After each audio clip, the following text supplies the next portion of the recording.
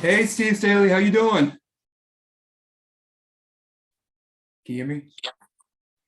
Oh, can you hear me okay? I can hear you now. How are you? Oh, I'm doing good. How you doing, sir? I'm pretty good. Me and my neighbors are having eaten St. Patrick's Day outside and just had some cake. And so I'm nice and chill. That's good. That's good. I just had some I just had some St. Patty's food earlier today too. And as you know, I'm wearing my green too. Yeah, I didn't mean she's cooking this corned beef and cabbage. I wanted to at least show some effort. Yeah, funny enough, I had cabbage too. That's a coincidence. Well, yeah, it's a pretty good St. Patrick's Day meal. And I haven't had corned beef, well, except for beef and cabbage, or I mean, corned beef hash and eggs for a while. So it was tasty. Yeah. So it was the dessert. That's good to hear. So the to start off with this interview, I want to start out with the basic question. When did you find the passion for acting or otherwise performing entirely? Uh, Kind of always when I was little, I'd always be singing around the house or something like that. And then when I got older, and by older I mean 7, 8 years old, my parents took me to plays, and I would say things like, "That looks fun. I'd like to do something like that." And so they got me into plays, and I started doing musicals and things like that as a kid, like a lot, constantly. And then in high school, did choir and plays and stuff like that. And it was somewhere around the end of high school that I thought, I feel like I'm good enough at this that I should give it a shot. And I don't want to regret not giving it a shot when I'm old. And so I guess my answer is I've always been it's some kind of acting, performing, and then taking it seriously just when I, went to college. Yeah. And so ever since you after you went to college, did you just suddenly just found the drive to move down to LA to perform more voiceover opportunities, or you try to get a career in on-camera acting? Uh, I tried to get a career in on camera acting. I moved up here from Orange County, where I went to school at Chapman University, and started pursuing the usual stuff that you do when you're 21 and you're trying to become an actor. So I was trying to get an agent, trying to do on camera commercial auditions, trying to be in plays or get all the usual stuff. But when I was about 24, me and a roommate took a voiceover workshop because we all knew that all the different ways you can make money as an actor. And I had always done recordings and improvisation and stuff like that really were well suited to voiceover. So when I started pursuing it, I got picked up on, and people were interested in me in a way, not that they weren't in on camera, but I poked through. And so once I started feeling the love, I put my effort into voiceovers. I didn't drop on camera entirely until somewhere in my 30s, but because I still did commercials and running around doing on camera stuff, but mostly my focus was voiceovers, especially when I started making a living. Right, right. So jumping to the next question, from what I gather from a good friend of mine who you know, his name is Chris, who interviewed you a couple of months ago. So when did you like collaborate with actress and director Bridget Hoffman? Because I didn't know you knew her too, because y'all been in a couple other Yeah, projects too. So did she? I must have said her name. Yeah, go ahead. Yeah. So yeah, she got you on this series called Fuji Yugi. I think it was produced under Animes, where Kevin Seymour was the owner, and he usually get a lot of other anime projects under his studio and cast actors, directors, producers, writers. And then I guess Yeah, Bridget, you got a role in that show. yeah, and that was a long time ago. I didn't, Yeah, I, yeah. I didn't even remember. Well, I even knew what that was. She just said, "Can you come in and do this?" And I don't know if I auditioned. I don't remember, but I got the part. Yeah. And I went in, and it was on that show where I learned basically how to do dubbing. I mean, all my skills were there, but I had never really been in the studio long form, spending 3 hours dubbing. And it's funny that not that I don't ever think of that, but I don't ever think of that. And at this point, it was a long time ago, and I'm still friends with Bridget. I see her a lot, but but I never bring that up, and I'm going to bring it up next time and just talk about that, because she doesn't do that directing anymore. And this was a long time ago, so at this point, it's nostalgic. Yeah, it's like back in the mid to late 90s, right? Yeah, like 1997 maybe. Yeah, because I mean, I was like probably like 4 or 5 years old at the time when you first got into anime voiceovers. So it's like, it's just crazy. I'm 30 now, so it's kind of crazy that having this conversation with you, and it's also a great privilege to discuss your humble beginnings in anime voiceover entirely. Yeah. So another I learned on that show, and then in a way, now that I'm trying to explain it to you, I think I was just ignorant, and things just took me where they took me. Like, I couldn't even tell you how at that point. Yeah. I went forward. What I'm sure happened was someone, and I know Mona Marshall was also someone who helped give my name to other people who hired actors outside of the agent circle. and so from that, it obviously just built up. That's great. Yes, great, because I love Mona Marshall and all the things she's done outside and inside the booths too, because she's a generally a sweet person. Oh, she is. And I haven't seen her in a long time. I used to see her all the time. We had the same agent, and I would see her back in the day when you would spend a lot of time going into your agent's office to do auditions. But even before COVID, we would record auditions from home. And so you just stopped seeing everybody who you used to see a lot. Yeah, then you had to adjust your home studio so it can allow like dubbing work and whatnot, and you kind of had to be your own engineer in that regard, right? For doing dubbing jobs and working from home, yes. Okay. Prior to that, just doing auditions at home, similar, but not quite as important as doing actual work. Understood. So the transition from having to be your own engineer really started when you had to work from home, when it really mattered about the levels. Not that the levels don't matter on an audition, but let's face it, it's not as important as when you're doing it for the money, at least in my opinion. Yeah, I understand. And I remember this was like about a year ago on Twitter, I showed you this collage of all your roles on the Digimon series, which was my first time hearing your voice perform. Because were you a kid? I mean, yeah, I was a kid at the time when I first heard you. I thought you voiced Sam Ichijoji, but I was sadly mistaken. I'm so sorry for miscrediting you like that. So, but I guess the first time I heard you was actually Ryu from Digimon Tamers, where Mary Elizabeth McGlynn was directing you. Now those are also a long time ago, but recent memories, and so I can remember all of those. That was fun. It was right over here, close to my house, not a big drive. I had a big part, so I got to see Mary. The engineer Dave Barr, who ran that, it was at his place called D Spot, I think maybe was the name of that studio. Yeah, I think like Disco something. I forgot the name. I think it used to be around like Saban, around Westwood, or at the other location, Burbank. But that was when my first season maybe of Digimon, I did do at the Saban building in West LA. Then it moved to D Spot up on Burbank Boulevard, ironically a block away from where I did a video game at Cup of Tea this morning.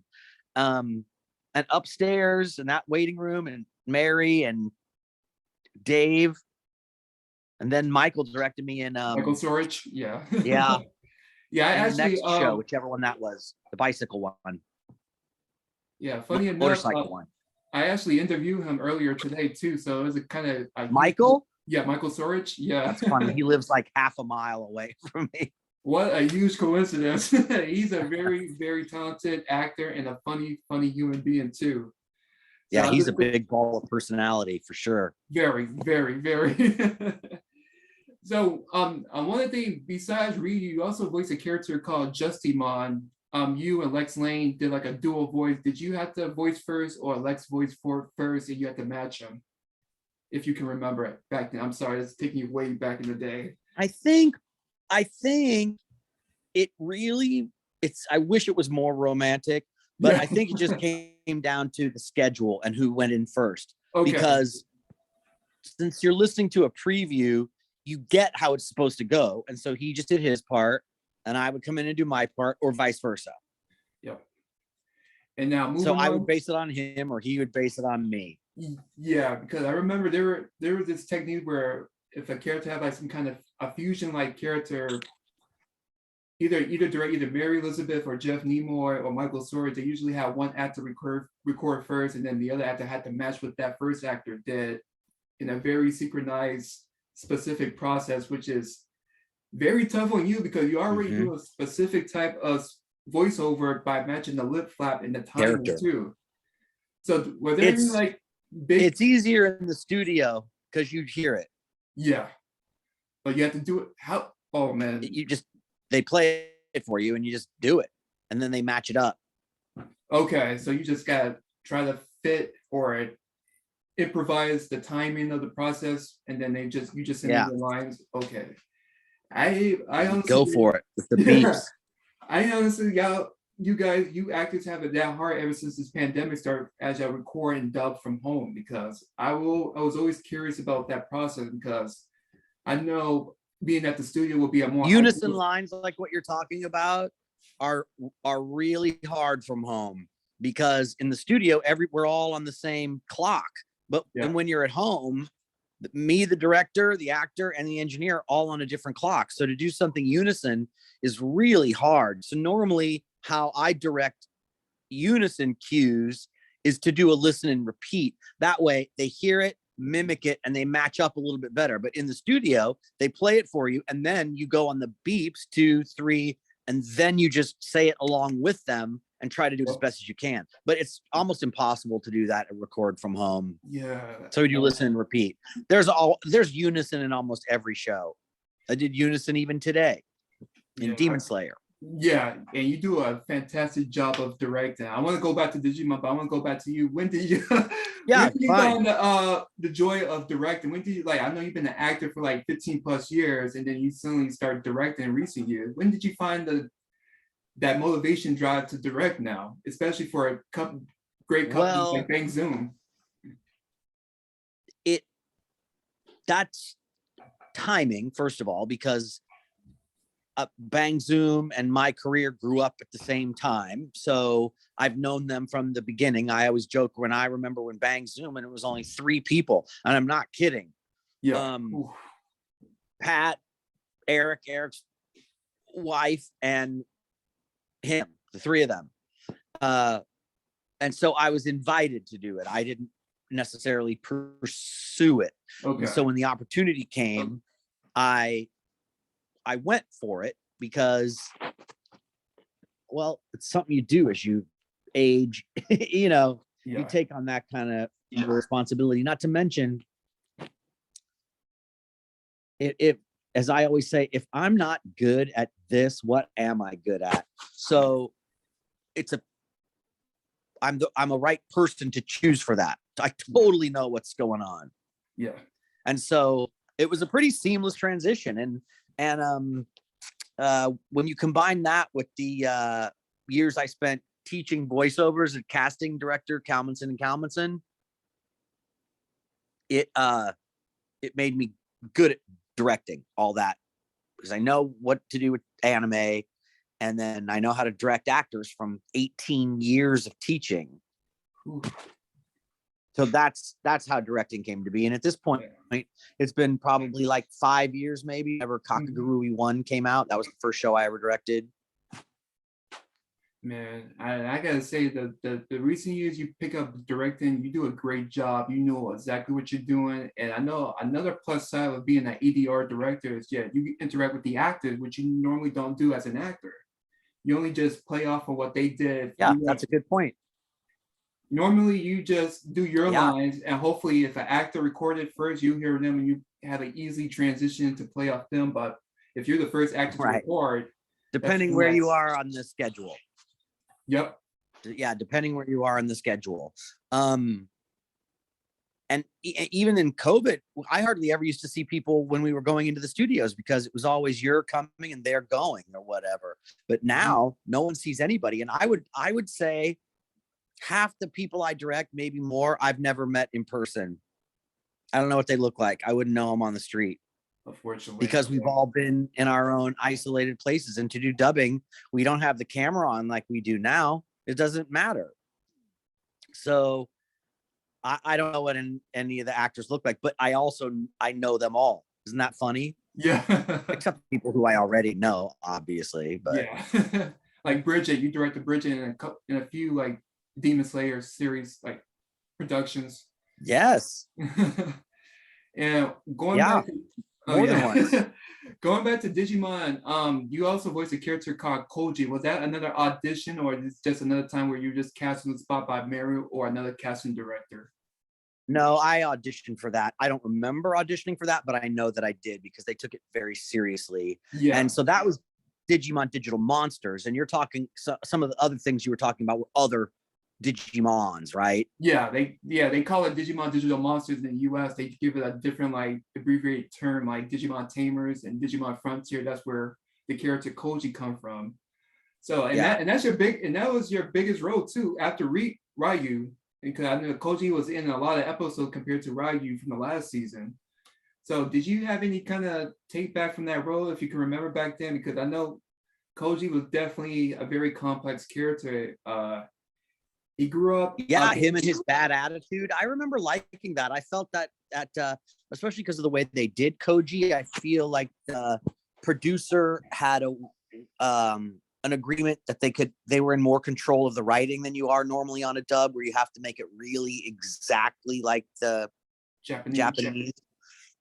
And she had a deal where she had more latitude with the writing, and I think they originated music on that show. They didn't use the Emily from the original, and so it was very fresh. And then Koji was just fun to play because he had an inner life, a backstory, and a chip on his shoulder. He wasn't just happy. And then I got to do there were some serious moments in that show too, where Koji got to really have some deep moments. Yeah, because he's a very, very humane character, to the fact that on this journey in the digital world, he found out that he had a twin brother from a mom that he didn't know that was still alive. It was a complex, it was definitely a complex character and a complex story. Yeah, for a kid's show. Yeah, and I know. And I have a little cartoon figure in my trunk of my car, actually, the Koji doll. Nice. You also did his other various forms like Lobomon, Kendall Garurumon. Did you have to do like a little bestial growl with that voice, or just like? Yeah, if I recall. How was that vocal process for you? On. Well, I don't know. You kind of make it up in the room. You know, they show you the original maybe, or they tell you what to do, and you're kind of say, what if I do this? And they go, what if I do this? Oh yeah, that. Let me hear that. Oh, do that. Do it like this. Now say this line. Okay, let's stick with that. Yeah, it was another pretty obvious when you see the preview. I mean, you kind of know what to do. If you're worth your salt, you know what I mean? The whole point is to be creative in that way. And so they show it to you and you do it. Yeah, fortunately, you have a great director like Mary Elizabeth McGlynn and Michael Storage guiding you guys throughout this series too, because there are moments where like your vocal range as Kendall Garurumon, Beowulfmon, Magna Garurumon, and then you did another fused character called Susanumon with Dave Wittenberg. It was another sync voice character where. Right. Man. Wow. Good. Yes, you're right.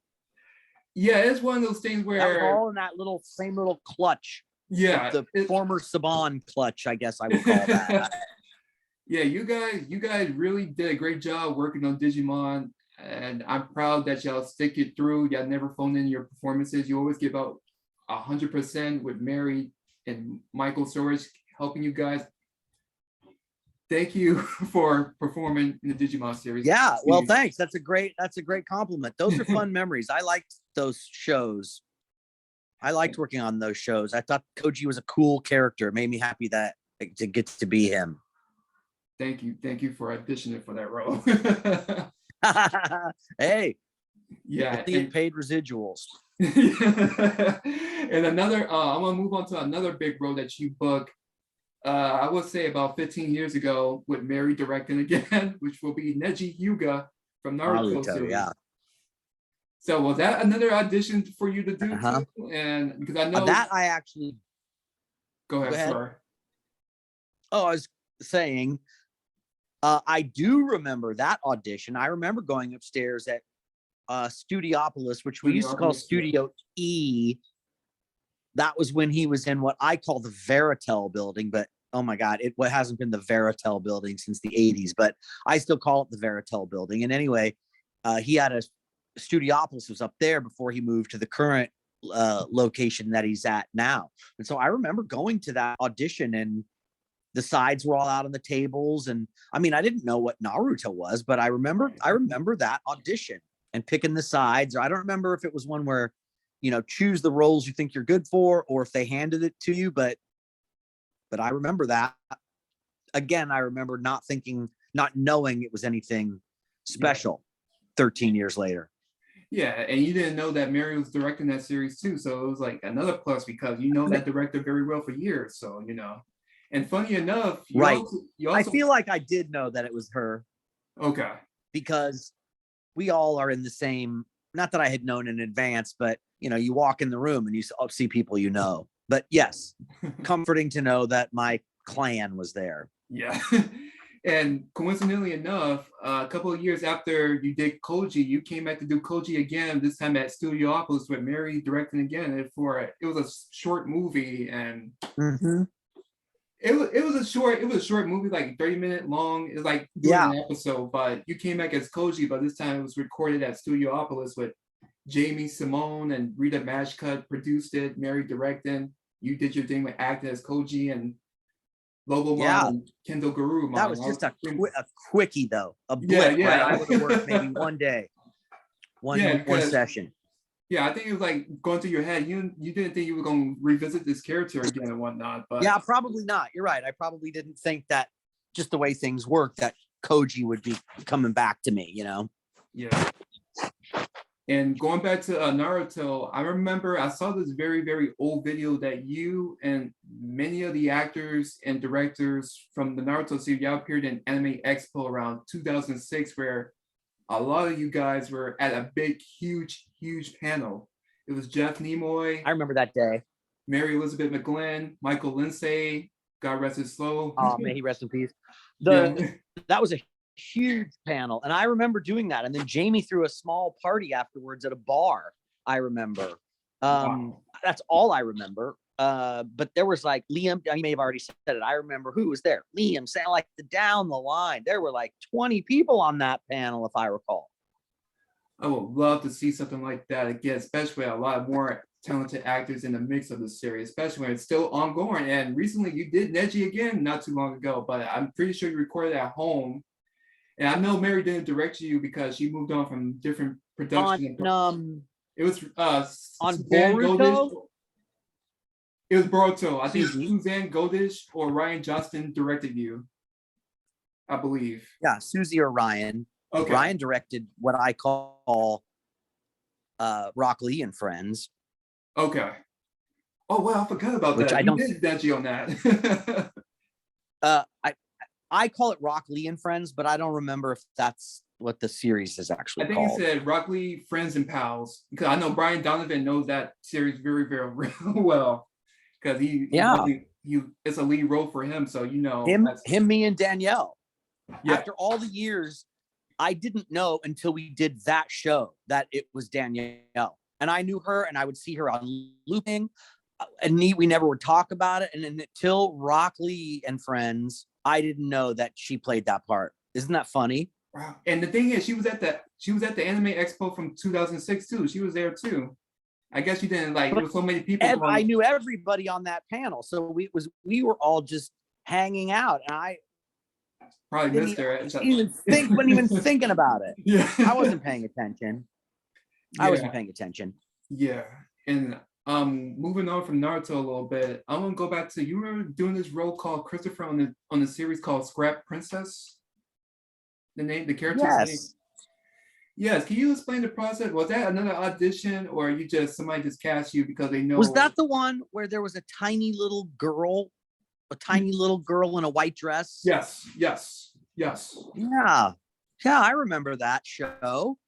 It's a long time And ago. who was I? Remind me really quick who I was. Was I her keeper? Oh, I forgot because it's been a long time. My friend Chris, who interviewed you, asked me to ask you this, so he was hoping that you remember a little bit about working on that show as Christopher, because I've seen it before, but it's been such a long time because one of my cousins had the DVD and I watched it, but Wow. it was a long time ago. That's funny. I'm so glad you said that. I have not thought of that show in so long. I mean, like I said, was that the one with the tiny little girl in the white dress? Yeah. Yes, I remember that. Specifically, not so much, because Okay. in my world, I'm going into the same rooms at the same studios for the most part. Yeah. And so since that's the same to me, does that make sense? It's hard to separate often the show, because my work to make that show is about me and that moment more than it is about the show and the plot. And so they all blend together. But I have not thought of that show in a long time, and it makes me happy to remember that little Lilliputian girl in her white dress. Yeah. And it sounds to me it was produced under Anime's company with Kevin Seymour, Oh, so I would have probably done that at Magnitude 8 then. Okay, yeah. Yeah, that sounds right, yeah. And going back on Neji, that character, thank God he had an arc before he, spoiler alert, died during the fourth Great Ninja World. So what did you, because you played... But he didn't die until like after we'd been doing it for 13 years. So yes. And I mean... Okay, and it didn't go that much longer. And then there was a couple of breaks where you haven't voiced Neji in like probably a year or two in between, like around like 2011, 2012. But I know Mary gets you involved with the video games where you record as Neji. Is there like a different transition from voicing Neji in the anime compared to the video games? No, it was just like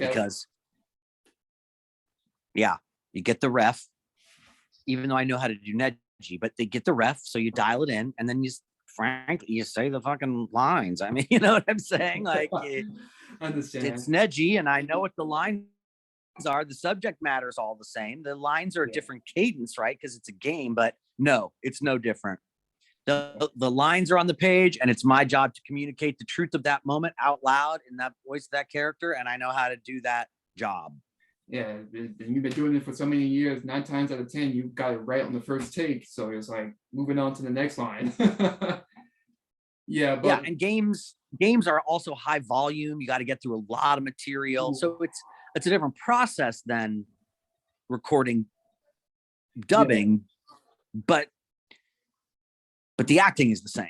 I still, it comes from the same place. So understood. Because I want to thank you for giving out your all for voicing Neji over the years, because there were moments where, wow, this character has been through a lot, because he grew up with a very betrayed mindset of like, my dad gave up his life because of this stupid custom in the clan, and then only to find out that his dad died for the love of his uncle, which was deep for me, because not many shows, especially anime shows, they usually tell complex stories, but with Naruto, they give like every supporting character or main character a time to shine, to fully grasp the situation, that they ain't this like bad boy type dude, because he's been through some things where he feel like he's stuck in the same destiny look of like, I gotta serve the main branch of the Hyuga clan, but I want to make sure I want to be the better Neji Hyuga, and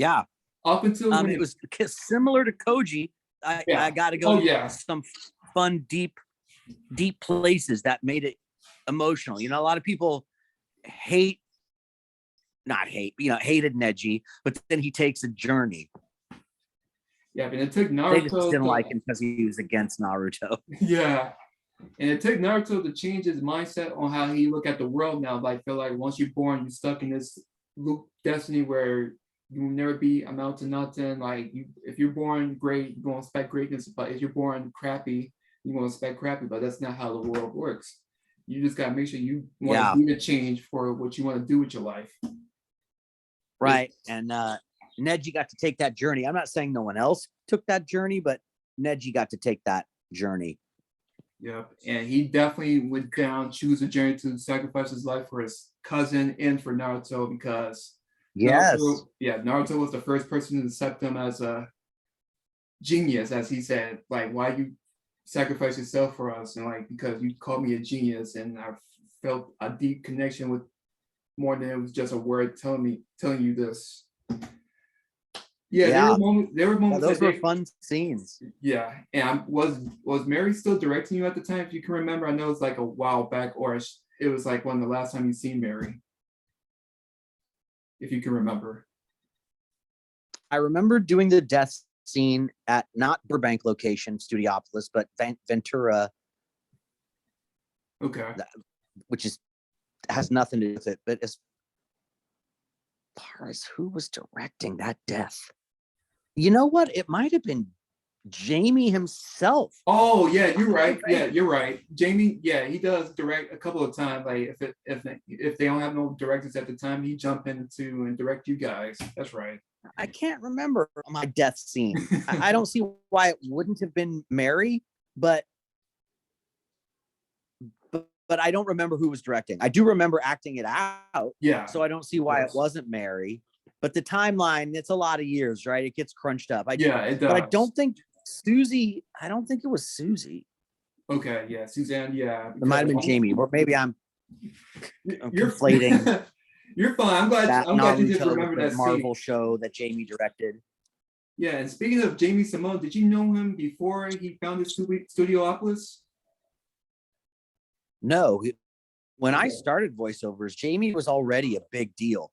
The first time I auditioned for him was like 96 maybe, and it was in a building, gosh, half a mile away from right here. And I don't even remember what company, but I don't think he had started his own company yet. I auditioned for him when he was just a casting director. It was for the part of some pig. I didn't get it, but that was the first time I met him, right at the beginning of my career. And then somewhere during those intervening years, he must have started Studiopolis, and then that's when I had been starting like animes, and by the time blah blah blah.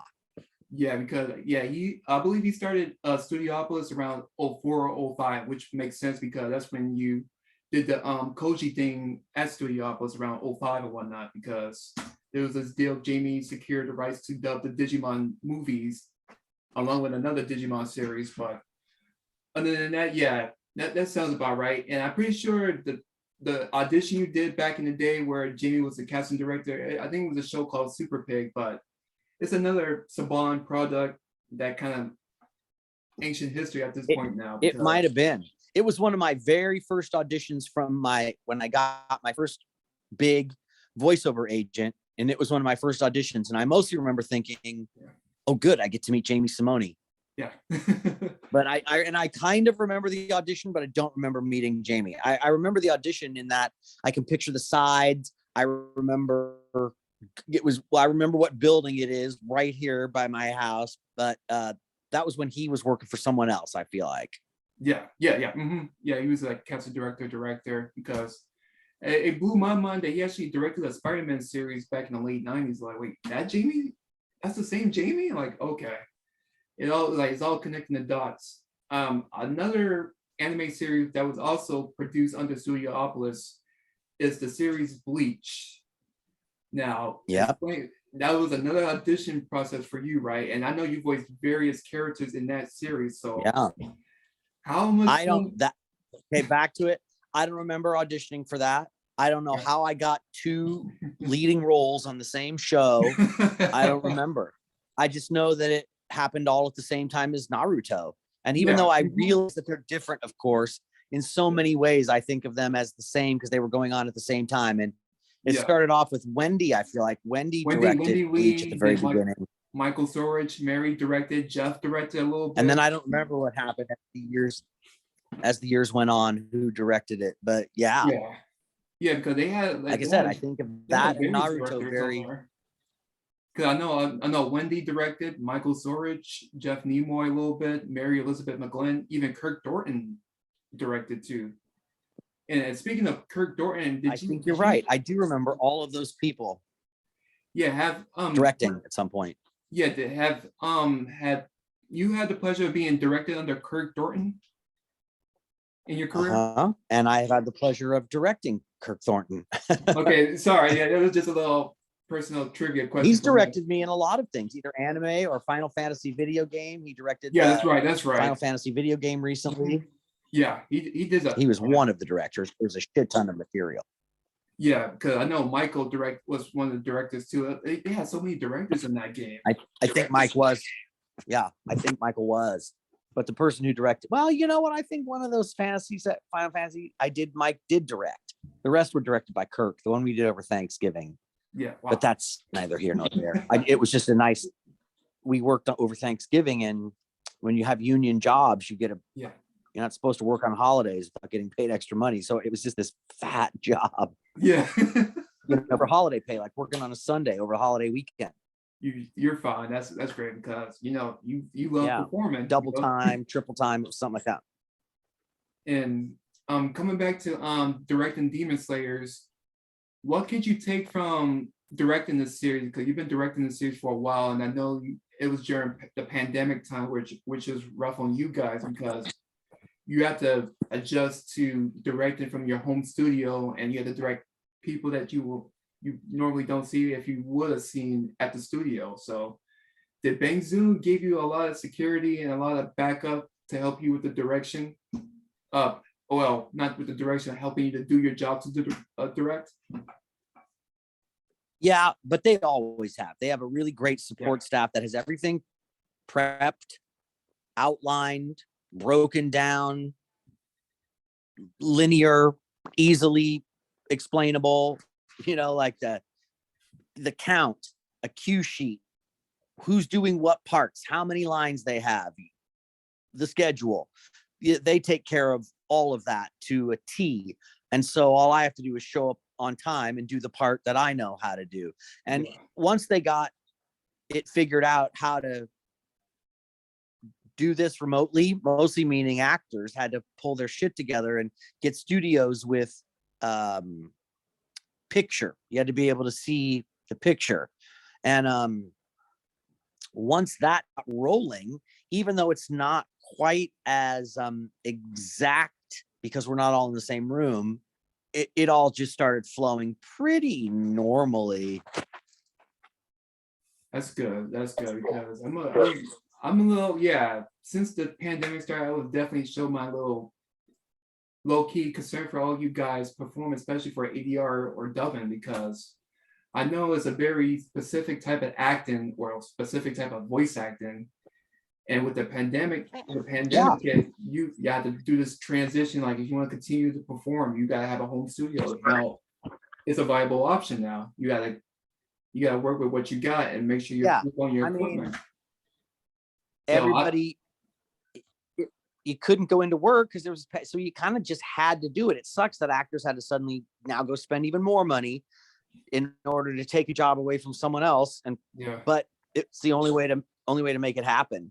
But like today, I went into the studio today to record, and at home is kind of here to stay because the convenience of not having to drive around LA for no reason. I mean, proven that it's not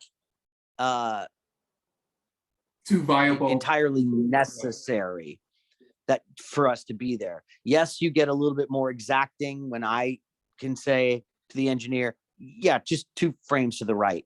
But I can't say that now, 2 frames to the right, because I'm not seeing it correctly anyway. So responsibility falls to the engineer to worry about sync, but it falls to the engineer anyway. They're the ones who have to do it when it comes to sync. So I think at home it's never going to go away. There's some version of, will you be recording from home or studio always? Yeah. Yeah. And on the plus side of doing home recording is that you can act in anywhere within the country or even outside the country. Like you can work on something that's normally based in New York City or Texas if you got the gig and record your lines for it. So that's one of the, I sometimes am directing someone and they say, oh, I'm in Texas, or oh, I'm in Nashville, oh, I'm in Montreal. Oh yeah. Oh yeah. Okay, wow. So it does help in that you're not so tethered. You now have an option to go somewhere else if you want. Yeah, you have to stay in LA. You're not as connected to the big time, but you can do what you want. Yep. Because I know like certain longtime actors like yourself, like Megan Hung said, she moved away to Tennessee and still have her home studio. Yeah, that's why I said Nashville. I was thinking of her. Yeah. So you directed her before too at the time, or not, or you didn't have the pleasure yet? I don't think I have directed her. Okay. We've just been ships passing in the night all these years on, like we were talking about, people who I saw for 5 seconds coming in and out of a studio. Yeah, you just like, and there's no time to interact because she wants to get the hell out, right? Because work is over and I need to get in. So there's not a lot of time to chit chat. Right. As like professional business is business. You like to say, hey, how you doing? Let's get down to business. Yeah. But she and I just did a Bleach signing as Hitsugaya and Rengoku in February. So we've just been in contact. So that's why I was thinking about Nashville and, knowing that she's working from there. Yeah. And where are you? I forgot where you are. Oh, I live in Philadelphia, PA. So that's all the way in the East Coast. All right, cool. Yeah. Cool. But with that said, thank you so much for your time. O'clock. Yeah. Thank you so much for your time, Steve Staley. I appreciate what you have to offer and what a lot of things you cover. And I thank you so much. I'm forever grateful and forever privileged to be interviewing you right now. Well, from Steve to Steve, am I right? Yes. Yep. Well, thank you. But kind thoughts, and thank you for asking me. Mm-hmm.